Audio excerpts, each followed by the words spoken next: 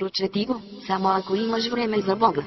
Първо нека да ви кажа, уверете се, че можете да прочетете това до края. Аз почти го изтривах това съобщение, но бях благословен, когато достигнах до края. Тема: прочети, само ако имате време за Бог. Лесно и трудно. Защо е толкова трудно да се каже истината, и така лесно да се излъже? Защо толкова ни се спи в църквата, но след проповедта се събуждаме?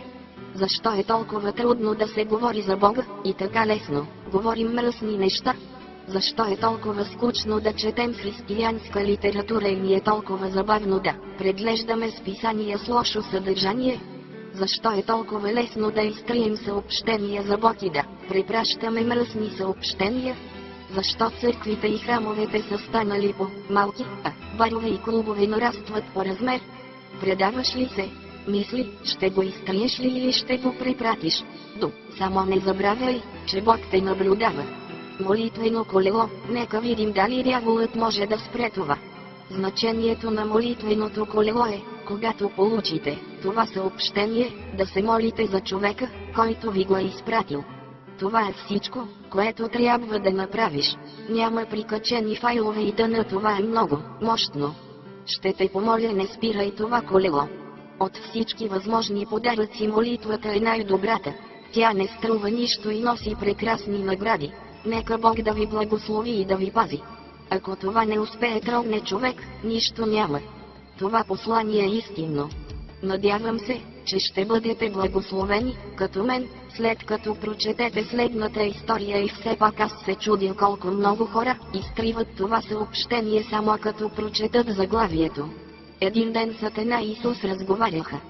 Сатана беше се върнал от Едемската градина и се смееше с пренебрежение, казвайки: да, Господи, току-що се преумножиха моите последователи там на земята, устроих им капан, използвах страх, на която не могат да устоят, всички се хванаха. Какво ще правиш с тях? Попита Исус. О, аз ще се забавлявам с тях, отговори Сатана. Ще ги науча да се женят и развеждат, и как да се мразят, да злоупотребяват и да се обиждат, и разбира се да пият и пушат. Ще ги науча да измислят пистолети и бомби, за да се унищожат взаимно. Наистина ще се забавлявам. Какво ще направиш с тях, когато ти омръзнат? Попита го Исус.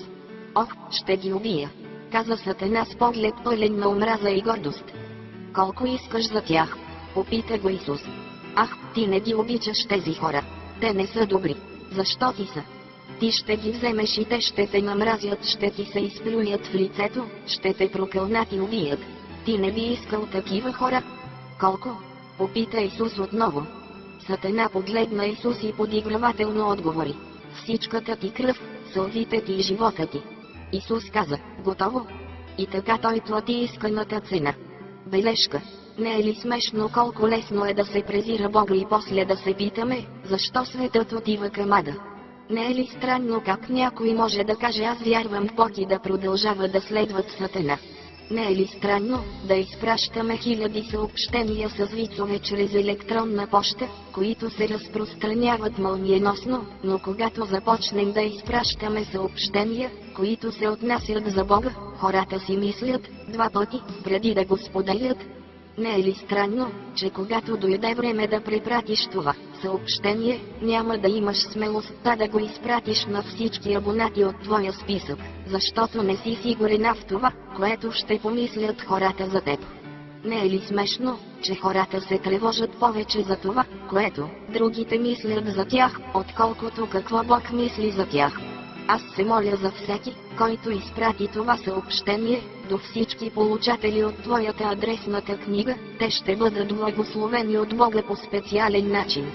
Нека Господ да ви благослови в изобилие. Аз изпращам това съобщение, защото аз не се срамувам от Христос и искам всички да знаят, че аз обичам с цялото си сърце онзи, който умря за мен на кръста. Ти ще се посрамиш ли от Христос?